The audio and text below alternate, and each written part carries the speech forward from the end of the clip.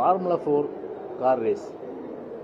இந்த கார் ரேஸை பொறுத்தவரை சென்னையில் அவுட்டரில் நடத்தியிருக்கலாம். ஆனால் சென்னையினுடைய இந்த பிரதான பகுதியில் நடத்தி அதற்காக எல்லா விதமான வசதிகள் ஏற்படுத்தணும். அப்படின்னு பார்க்கும்போது எலக்ட்ரிசிட்டி டிபார்ட்மெண்ட், கார்பரேஷன், ஹைவேஸ், இந்த கார்பரேஷனில் முழு எல்லா டிபார்ட்மெண்ட்டும் இதில் கவனம் செலுத்தியிருக்கு. அதன் பிறகு காவல்துறை, போலீஸ், அப்புறம் இதை தவிர விளையாட்டுத்துறை, இதை தவிர அரசு சார்பில் பல துறைகள்லாம் இதை கண்காணிக்கிறதுக்கு வேண்டிய அந்த ஒரு டெபுடேஷன் சொல்லக்கூடிய அதிகாரம்லாம் பார்த்தாங்க. ஒட்டுமொத்தமாக 1 மாத காலமாக 1.5 மாத காலமாக முழுக்க அரசு நிர்வாக இயந்திரமும் சரி, அது அரசின் பிற துறை நிர்வாக இயந்திரங்களும் சரி, முழுக்க சென்னை மாநகராட்சியும் சரி, இந்த ஃபார்முலா 4 கார் ரேஸை தான் அவர்கள் கவனம் செலுத்தினார் ஒழிய இதை தவிர மற்ற பிரதான சாலை குண்டும் குழியுமா இருக்கின்ற அந்த ஒரு சாலைகளை மேம்படுத்த வேண்டும். நம்முடைய நிருபர் சொன்னது போல மழைநீர் வடிகால், அதாவது ஒரு பருவமழை எதிர்கொள்ள வேண்டிய ஒரு சூழ்நிலையில் நாம் இருக்கிறோம்.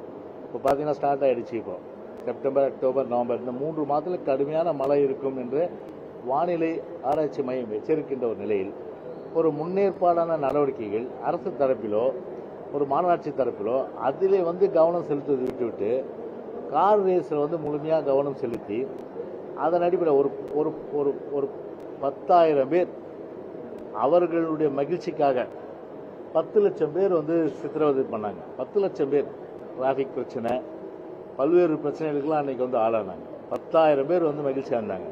ஆனால் 10 லட்சம் பேர் கஷ்டப்பட்டாங்க. அதனால் ஃபார்முலா 4 கார் ரேஸை பொறுத்தவரை முழுக்க பார்த்தீங்கன்னா அரசு நிர்வாக இயந்திரம் அதுக்கு தான் முடுக்கி விட்டதை தவிர நிறுவனங்கள் சொன்ன மாதிரி ஒரு மழைநீர் வடிகால் வாரியம், மழைநீர் வடிகாலை தூர் வாருவது, முகத்துவாரங்களை தூர் வாருவது, அப்புறம் நம்முடைய கொசத்தலை ஆறு, கூவம், அது பி கனால், ஓட்டு நல்லா கனால், இது போன்ற அந்த கனால்களை எல்லாம் அந்த அந்த கண் இருக்கணும். அந்த கண்களை எல்லாம் அது நீர்போக்கு போகின்ற அளவிற்கு ஒரு தூர்வாரி ஒரு செம்மைப்படுத்த வேண்டும் என்ற எண்ணம் கிடையாது. அந்த வகையில் பார்த்தீங்கன்னா அதில் இந்த அரசை பொறுத்தவரை கவனம் செலுத்த தவறிவிட்டது. எனவே முழுக்க பார்த்தீங்கன்னா கார் ரேஸில் தான் கவனம் செலுத்தி அதன் மூலம் ஒரு அடிப்படையாக மக்கள் இப்போ பார்த்தீங்கன்னா அந்த கார் ரேஸ் முடிஞ்ச பிறகு கூட பல சாலைகள் குண்டும் குழியுமா இருக்குது. அது ஊடகங்களில் பார்த்துருப்பீங்க நீங்கள். பல சாலைகள் இன்னும் அந்த லேம்ப் போஸ்ட்டு சேனல்லாம் பார்த்தா சரியாக மூடலது. அதில் 2 வீலரில் போகிறவங்களாம் வலிக்கு விழுறாங்க. அந்த மாதிரி செம்மைப்படுத்தாமல் அது கார் ரேஸ் முடிஞ்சவொன்னே அப்படியே போயிட்டாங்க. அது போன்ற நிலைமை. எனவே ஒட்டுமொத்தமாக பார்த்தீங்கன்னா மக்கள் என்ன எதிர்பார்க்குறாங்க அதை செய்யாமல் முழுக்க பார்த்தீங்கன்னா ஒரு மக்களை ஏமாற்றுகின்ற வகையில் வெளியே ஒரு ஸ்ரீபெரும்புத்தூரில் இருங்காட்டு கூட நடத்தியிருக்கலாம். யாருக்கு எந்த மாற்று கருத்தும் கிடையாது. ஆனால் அதை தவிர இங்கே நடத்தி பல லட்சம் மக்களை கஷ்டப்படுத்தி ஒரு ஆனந்தப்பட்ட அரசு தான். இதுக்கு உதயநிதி என்ன பண்ணியிருக்காரு, இந்த கார் என்னமோ பெரிய சக்ஸஸ் ஆகிட்டா மாதிரி வெளியில் இருந்து அது என்ன ஊடகங்களே பார்த்துருப்பீங்க. அது இல்லை ஒரு எஃப்ஐஏ சர்டிஃபிகேட் எப்போ முன்னாடி வாங்கணும் இந்த சர்டிஃபிகேட் எஃப்ஐஏ பொறுத்தவரை. ஆனால் வாங்கினதே பார்த்தீங்கன்னா இவங்க எல்லாம் ரெடி பண்ணிவிட்டு அதுக்கப்புறம் தான் சாயந்தரம் வாங்குறாங்க. அதுலேயும் பார்த்தீங்கன்னா இந்த பயிற்சி போட்டி அதான் நடந்தது. முதல் சுற்று போட்டி நடக்கலை சுத்தமாக. அவங்க என்ன டிக்கெட்டு போச்சுங்கள. சரி, இப்போ நான் கேட்குறேன், இப்போ இந்த கார் ரேஸ் நடத்தினாங்க. ஏற்கனவே 48 கோடி ரூபாய் முதல்ல கவர்மெண்ட் செலவு பண்ணிச்சு. அந்த பணத்தை இவங்க திருப்பி கொடுத்துட்டாங்களா? ஒரு விஷயம். ரெண்டாவது விஷயம், இப்போ எவ்வளோ இந்த டிக்கெட்டில் ஒரு டிக்கெட்டு 1,700 ரூபாயிலேருந்து 17,000 ரூபாய் உள்ள டிக்கெட்டு கிட்டத்தட்ட 10,000 பேர் கெப்பாசிட்டின்றாங்க. அப்போ எவ்வளோ கோடி வந்திருக்கும்? அது வெளிப்படையாக இவ்வளோ டிக்கெட் வசூலாச்சு, அரசாங்கம் இவ்வளோ செலவாச்சு. ஏன்னா அரசாங்கம் என்ன பண்ணியிருக்கு, இப்போ போலீஸ் எல்லாம் காவல் காத்தாங்க. அவங்களுக்குலாம் பேட்டா கொடுத்தீங்களா நீங்கள்? அவங்களுக்கு பேட்டா கொடுக்கணும்ல போலீஸுக்கெல்லாம். அவங்களுக்கு பேட்டா கொடுக்கல. அவங்க திருடனை பிடிக்கிறது விட்டுட்டு ஸ்டேஷனில் ஒரு மனு வந்தால் விசாரித்து நடவடிக்கை எடுக்கிறத விட்டுட்டு அவங்க போய் ஒரு காவல் காத்து ஒரு தன்னுடைய மனித உழைப்பை ஒரு தேவையில்லாமல் செலவு பண்ணுறதுக்கு ஒரு வழியாகி போச்சு. சரி, அவங்க வந்தாங்க, அவங்களுக்கு பேட்டா கொடுத்தீங்களா? அவங்களுக்கு வாங்கி கொடுத்தீங்களா? அவங்களுக்கு பேட்டா இல்லை. அப்புறம் அரசு ஊழியருக்கு பேட்டா கொடுத்தீங்களா? இந்த கார் ரேஸ் நடத்துறது ஏன்னா தனியார் தானே லாபம் எடுத்துகிட்டு போகிறாங்க. அப்படி இருக்கும்போது அப்புறம் அரசாங்கம் இந்த எலக்ட்ரிசிட்டி கொடுத்துருக்கு, அதுக்கு அவங்க பணம் கட்டினாங்களா? அப்புறம் வந்து கார்பரேஷனுக்கு எவ்வளோ பணம் கட்டியிருக்காங்க? வெளிப்படைத்தன்மை இல்லையே. அதெல்லாம் வந்து வெப்சைட்டில் போடுங்க. மொத்தம் எங்களுக்கு வந்து டிக்கெட்டில் இவ்வளோ வருமானம் வந்தது, இந்த வருமானத்து அடிப்படையில் ஃபார்முலா கார் ரேஸுக்கு வந்து இவ்வளோ செலவு பண்ணோம், அதில் வந்து பார்த்தீங்கன்னா அந்த வருமானத்தில் இது இந்த எலக்ட்ரிசிட்டிக்குள்ளே கொடுத்தோம், போலீஸ் பேட்டாக்குள்ளே கொடுத்தோம், அரசு ஊழியருக்குள்ளே கொடுத்தோம், அந்த மாதிரி நீங்கள் வந்து போட்டு பிரித்து கொடுங்க. நீங்கள் எதுவுமே வந்து இல்லை. அப்போது என்ன நடக்குது? அப்போது எவ்வளோ கோடி வந்து இதில் வந்து சம்பாரிச்சாங்க? யாருக்கு அந்த வந்து பணம் போச்சு? விளம்பரம் நிறைய பண்ணாங்க. அந்த விளம்பரத்தில் வந்து எவ்வளோ, அது அந்த விளம்பரம் பார்த்தா எல்லாம் சரக்கு அடிக்கிற விளம்பரம் தான் அங்கே நிறைய இருந்ததாங்க. அரசு வந்து ஊக்கப்படுத்துது சரக்கு அடிக்கிற விளம்பரத்தை. அப்படி வந்து இன்னைக்கு வந்து ஒரு ஃபார்முலா ரேஸ் நடத்தி மக்களுடைய வந்து ஒட்டுமொத்தமான அந்த அந்த ஒரு மாதம் இயல்பு வாழ்க்கையை வந்து வடசென்னை தென்சென்னை, ஒரு வடசென்னை தென்சென்னைன்னு வரணும், வடசென்னைக்கு வந்து அதான் ஒரு கேட்வே, வர முடியாமல் போச்சு. அந்த மாதிரி வந்து அவ்வளோ கஷ்டப்படுத்தி ஒரு சாடிஸ் அரசாங்கம் தான் இந்த அரசாங்கம். அதனால் நிறுவனர் கேட்ட மாதிரி எந்தவித முன்னேற்பாடு நடவடிக்கையும் இந்த மழைநீர் எதிர்கொண்டு அது வெள்ளம் இது மழை பருவமழை எதிர்கொள்கின்ற வகையில் எந்த நடவடிக்கையும் எடுக்காதது மிக மிக ஒரு கண்டிக்கத்தக்கது.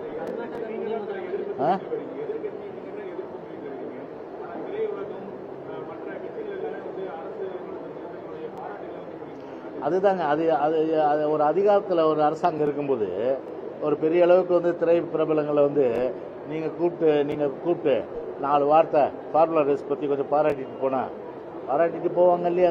அது ஒரு பாராட்டாது. அதனால் இது வந்து ஒரு பிரம்மையம் வந்து ஃபார்முலா இது கார் ரேஸை பொறுத்தவரை ஒரு வெற்றி அடைஞ்சுன்னு சொல்லிட்டு ஒரு செயற்கையாக திரைப்பிரபலங்கள் அதே போல் சில பேரை கொண்டு அந்த கருத்துக்கள் வந்து வெளிவர வைக்கிறது. அதனால் அது ஒரு செயற்கையான ஒரு விஷயம்தான். அது இயற்கையாக யாரும் சொல்ல, அதிகாரத்தில் இருக்காங்க, ஏன் நம்ம பகிர்ச்சிக்கணும்? நீங்கள் வாங்க 4 வார்த்தை ஃபார்முலா 4 ரேஸை பற்றி ஒரு 4 வார்த்தை பேசிட்டு போங்கன்னா பேசிட்டு போகிறாங்க. ஆஹா ஓ சூப்பராக நடத்துனாங்க அப்படின்ட்டுன்னு. இதில் என்ன பெரிய ஐநா சபையை வந்து சர்டிஃபிகேட் கொடுத்துருச்சு, ஆஹா ஓஹோ சூப்பராக நடத்திட்டாங்கன்னு ஒன்றுமே இல்லையே.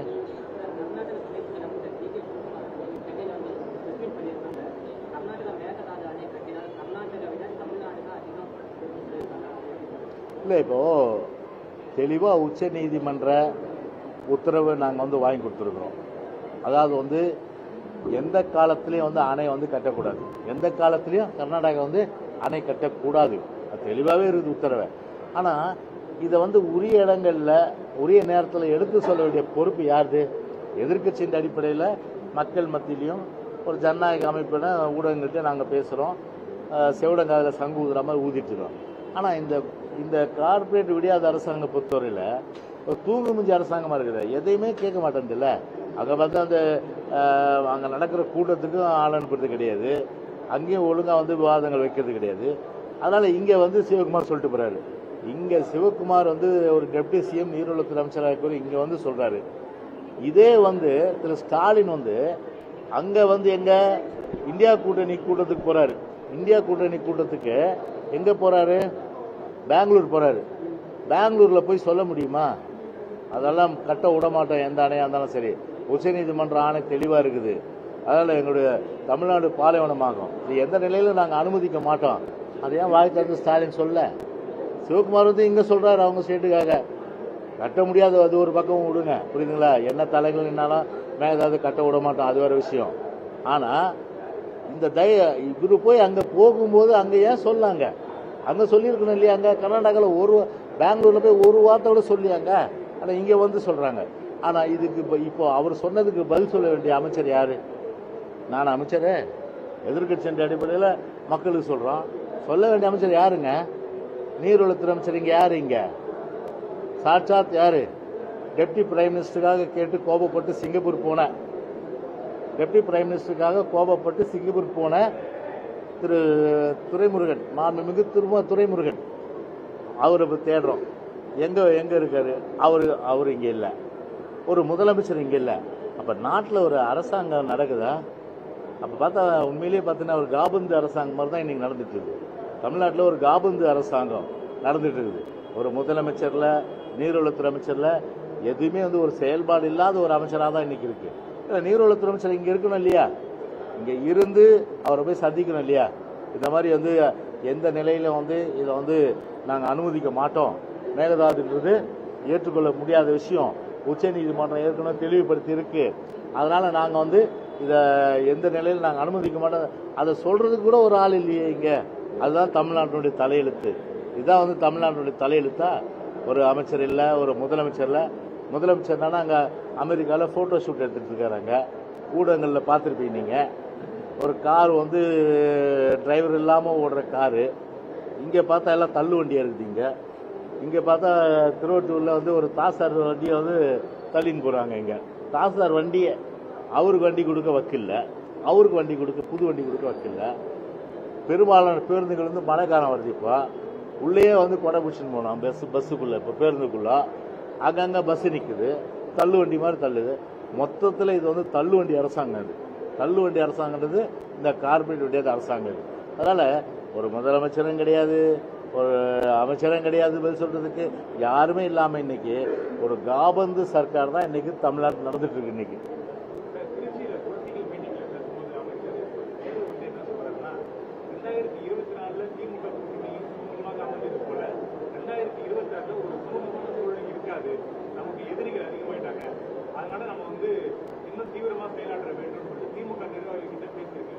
இல்லை இப்போ இல்லை இப்போ சமீப காலமாக இப்போ தேர்தல் நெருங்க, ஏன்னா இப்போ பார்லிமெண்ட் தேர்தல்ன்றது வேற, அதனால வந்து அவங்க கொஞ்சம் கூட்டணியோட இருந்தாங்க. இப்போ பார்லிமெண்ட் தேர்தல் முடிஞ்சிச்சு. இப்போ சட்டமன்ற தேர்தல் வந்து வரும்போது கண்டிப்பாக வந்து இவங்க கூட்டணி தொடருமான்றது சந்தேகம் தான். இவங்க கூட்டணி தொடருமான்றது ஒரு சந்தேகம். ஏன்னா பல பேர் இப்போ முணுமுணுத்துட்டு இருக்காங்க எல்லாமே, அதாவது சிபிஐலேருந்து சிபிஎம்லேருந்து எல்லாமே வந்து முணுமுணுத்துட்டு இருக்காங்க. அவங்க இப்போ வந்து ஒரு பழனி முருகர், அதாவது பழனியில் முருகர் மாநாடு நடத்துது, அதுவே சிபிஐ சிபிஎம் பிடிக்கல. ஏன்னா ஒரு ஒரு ஒரு ஒரு மதசார்பற்ற ஒரு நாடு இது, ஒரு மதசார்பற்ற ஒரு மாநிலம். அப்படி இருக்கும்போது ஒரு மதத்துக்கு மட்டும் எப்படி நீங்கள் ஒரு மாநாடு நடத்தலான்றது அவங்களுடைய கேள்வி. இது மொத்தத்தில் தமிழ்நாட்டு மக்கள் தான் கேள்வி. திமுக பார்த்து படிக்கிறது ராமாயணம், இடிக்கிறது பிள்ளையார் கோயில். முதல்ல மதத்தை மதிக்க கற்றுக் கொடுங்க. முதல்ல மதத்தை, அது இந்து மதமாக இருந்தாலும் சரி, கிறிஸ்துவ மதமாக இருந்தாலும் சரி, இஸ்லாமிய மதமாக இருந்தாலும் சரி, முதல்ல வந்து ஒரு மதத்தை மதிக்க கற்றுக்கொள்பவர்களாக இருக்கணும். அதை மதத்தை மதிக்க கற்றுக்கொள்ளாத நீங்கள் இப்போ வந்து படிக்கிறது ராமாயணம், இடிக்கிறது பிள்ளையார் கோயில்ன்ற மாதிரி அங்கே நடத்துனீங்க, புரியுதுங்களா? இது தமிழ்நாட்டு மக்கள் சொல்கிற கருத்து இது. எனவே சனாதன ஒழிக்கணும்னு சொல்லிட்டு அதை மாநாடு நடத்திட்டு பிஜேபியை வந்து திருப்திப்படுத்துறதுக்காக ஒரு மாநாடு நீங்கள் பழனியில் வச்சிங்க இல்லைங்களா? அது வந்து யாருக்கு பிடிக்கல? சிபிஐக்கும் பிடிக்கல, சிபிஎம்க்கும் பிடிக்கல. பிஜேபியோட ஒட்டி உறவாடி அவங்களோட குலவி கொஞ்சி அவங்களோட வந்து கட்டி பிடிச்சி அந்த அளவுக்கு வந்து இவ்வளோ தூரம் வந்து ஒரு பாசமிக்க ஒரு குடும்பமாக இன்னைக்கு உருவாயிட்டு அதனுடைய தாக்கம் வந்து பார்த்தீங்கன்னா பல சட்டமன்ற தேர்தலில் கூட அவங்களோட கூட்டணியாக இருக்கலான்ற ஒரு கருத்து வந்து எல்லாம் யார் விசிக மத்தியிலையும் ஏற்பட்டிருக்கு. அதே போன்று சிபிஎம் மத்தியிலும் ஏற்பட்டிருக்கு. அதே போல் காங்கிரஸ் மத்தியிலையும் ஏற்பட்டிருக்கு. அந்த மாதிரி சூழ்நிலையில் கண்டிப்பாக இது தெரிஞ்சிட்டு தான், அந்த கிரவுண்ட் ரியாலிட்டி தெரிஞ்சுட்டு தான் அதை நேரு சொல்லியிருக்காரு. எனவே அவர் நேரு சொல்கிற மாதிரி பார்த்தீங்கன்னா போக போக தெரியுன்ற மாதிரி கண்டிப்பாக போக போக தெரியும். இந்த பூவின் வாசம் சொல்ல மாட்டேன், இந்த சேற்றின் வாசம், இந்த பூவின் வாசம் சொல்ல மாட்டேன். ஒரு பாட்டு வரல, போக போக தெரியும் இந்த பூவின் வாசன்ற மாதிரி போக போக தெரியும் இந்த சேற்றின் வாசம்ன்ற மாதிரி இந்த சேத்தினுடைய வாசம், திமுக அந்த சேத்தினுடைய வாசம் கண்டிப்பாக வந்து அந்த கூட்டணி கட்சியின் உணர்ந்திருக்கு.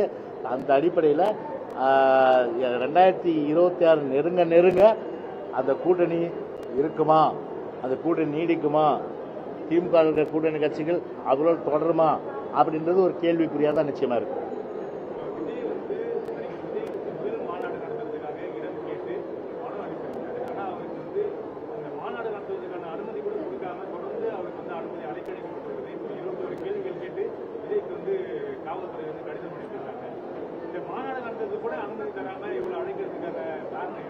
இல்லை, அதுதான் ஒரு டெமோக்ராட்டிக் ஸ்டேட்டு, ஒரு டெமோக்ராட்டிக் கண்ட்ரி. இந்தியான்றது ஒரு ஜனநாயக நாடு. தமிழ்நாட்டில் ஒரு ஜனநாயகம். யார் வேணாலும் மாநாடு நடத்தலாம், யார் வேணாலும் கட்சி ஸ்டார்ட் பண்ணலாம், யார் வேணாலும் வந்து கொள்கையில் பிரகடனம் பண்ணலாம். அப்படி இருக்கிற ஒரு நாடு தான் இந்தியா. அப்படி இருக்கும்போது விஜய் கண்டு ஏன் திமுக பயப்படணும்? அதான் இப்போ கேள்வி. விஜயை கண்டு ஏன் திமுக பயப்படணும்? அப்போ விஜய் வந்து கட்சி ஆரம்பிக்கும் போது முழுக்க முழுக்க பாதிப்பு யார் வரும்னா திமுக தான் வரும். அந்த திமுக ஓட்டு விஜய்க்கு போகும் அப்படின்ற அந்த ஒரு பயம் வந்துருச்சு. பொதுவாக தேர்தல் நேரம் வரும்போது பார்த்தீங்கன்னா அந்த கருத்து ஏன்னா உடனே நீங்கள் இப்படி போட்டுறாதீங்க, நீங்கள் புரியுதுங்களா? அப்போ வந்து நான் சொல்கிறத வச்சு நான் சொல்ல வர்றதுன்னா அவங்களுடைய எண்ணம் டிஎம்கேனுடைய கருத்துன்றது அந்த ஓட்டை வந்து நமக்கு வந்து பார்த்தீங்கன்னா நம்ம ஓட்டை போயிடுன்றது. இந்த நியூட்ரல் ஓட்டு திமுகவுக்கு போடுற ஓட்டு திமுக ஓட்டாக இருந்தாலும் சரி, அவங்கள பொறுத்தவரையில் தேர்தல் வரும்போது எப்படி பார்ப்பாங்கன்னா தன்னுடைய வாக்குகளை வந்து வீணடிக்க மாட்டாங்க.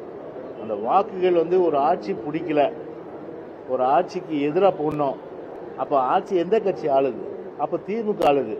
அப்போ திமுகவுக்கு மாற்று எப்போ? அண்ணா திமுக. அப்போ அண்ணா திமுகவுக்கு போட்டால் தான் திமுக ஒழிக்க முடியும் அப்படின்ற அடிப்படையில் அப்போ திமுக எதிர்ப்பு வாக்குகள் வந்து அண்ணா திமுகவுக்கு தான் வரும். எனவே இது வந்து ஒரு அடிப்படையான விஷயம். ஒவ்வொரு தேர்தலில் நடைபெறுகின்ற விஷயம். அதில் வாக்குகள் சிதறாது. அதனால் எங்களுக்கு அந்த கான்ஃபிடன்ட் இருக்குது, எங்களுக்கு அந்த நம்பிக்கை இருக்குது. திமுக மேலே கோபம் கொண்டவர்கள், திமுகவிலே இருக்கின்ற திமுக மீது கோபம் கொண்டவர்கள் எல்லோருமே வந்து 2026 சட்டமன்ற தேர்தலை பொறுத்தவரை அண்ணா திமுக தான் வாக்களிப்பார்கள். ஏன்னா அண்ணா திமுக தான் ஆட்சிக்கு வர நினைப்பாங்க. அதனால் அவருடைய எண்ணம் என்னன்னா வந்து ஆரம்பத்திலேயே வந்து விஜய் வந்து வளர விடக்கூடாது, நசிக்கணும் அப்படின்னா. ஏன் இந்த பயம்? இந்த பயம் அதனால் வந்து யாராக இருந்தாலும் வந்து வரட்டுமே, களத்தில் சந்திப்புமே அப்படின்ற ஒரு தைரியம் வந்து திமுகவுக்கு இருக்கா? இல்லை.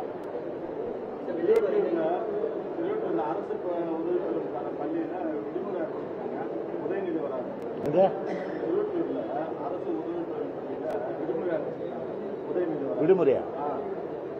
இல்லை, ஒரு அமைச்சர் வர்றதுக்கு வந்து ஒரு ஸ்கூலே வந்து லீவ் விடுறதுன்றது ஒரு கேலி கூத்தாகுது. பள்ளி கல்வித்துறை ஒன்று இருக்குதானே ஒன்று தெரியல. இன்னைக்கு வந்து பிரைம் மினிஸ்டர் ஷீன்னு சொல்லிட்டு ஒரு ப்ரோக்ராமு, திட்டம். அந்த திட்டத்தில் வந்து முதல்ல பிப்ரவரி மாதம் போய் கையெழுத்து போட்டுட்டு இப்போ வந்து அந்த திட்டத்தை எதிர்க்கிறாங்க. அதுக்கப்புறம் வந்து பார்த்தீங்கன்னா இந்த மாதிரி வந்து பள்ளி கல்வித்துறை வந்து இன்னைக்கு ஒரு கவர்னர் ஆளுநர் ஒரு கருத்து சொல்லியிருக்காரு. இன்னைக்கு தமிழ்நாடு பாடத்திட்டத்தை அகில இந்திய பாடத்திட்டம் தமிழ்நாட்டுக்கு தேவையில்லை. அவங்க அந்த எஜுகேஷன் பொறுத்தவரை நமக்குன்னு பிரத்யேகமான திட்டம். ஆரம்ப காலத்தில் புரட்சி தலைவர் அண்ணா காலத்துலேருந்து, புரட்சி தலைவர் காலத்துலேருந்து, அம்மா காலத்துலேருந்து எல்லா காலமும் சரி நம்முடைய வந்து அந்த பாடத்திட்டம்ன்றது ஒரு சிறப்பு. அதில் எந்த மாறுபட்ட கருத்து இல்லை. ஆனால் இவங்க என்ன பண்ணுறாங்கன்னா இப்போ ஆளுநர் வந்து அதை குறை சொல்கிறாருன்னா எதை வச்சு குறை சொல்கிறேன்னு நினைக்கிறீங்க? சொல்லுங்கள் பார்க்கலாம். கருணாநிதியினுடைய வரலாறு அதில் எழுதியிருக்காங்க. ஒரு அறிஞர் பெருமக்கள், ஒரு சுதந்திரத்துக்காக போராடிய ஒரு பெருமகனார்கள், ஒரு வீரர்கள், அதே போன்று தமிழ்நாட்டினுடைய ஒரு மேம்பாட்டிற்காக தியாகம் செய்தவர்கள். அப்படிப்பட்டவர்களுடைய வாழ்க்கை வரலாற்றை வந்து பாடத்திட்டத்தில் இருந்தால் அது நல்ல விஷயம். அதனால தான் அவர் ஆளுநர் என்ன சொல்லியிருக்காரு, அப்படிப்பட்டது இல்லாமல் கருணாநிதி மட்டும் எழுதியிருக்கிறதுனால அவர் வந்து சரியில்லைன்றது. அதான் அப்படி தான் நம்ம எடுத்துக்க முடியும்.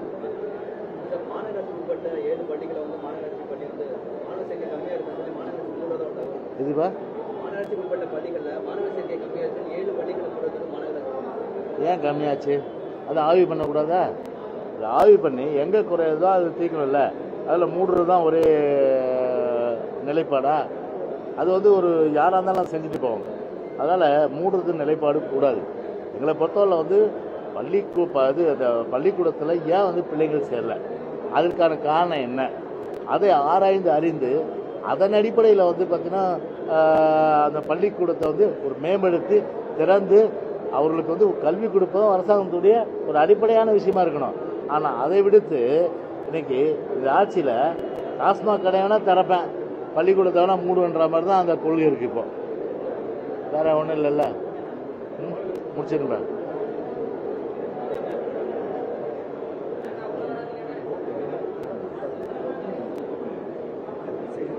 பாப்பா அந்த இது எடுத்துருப்பா. அப்படியே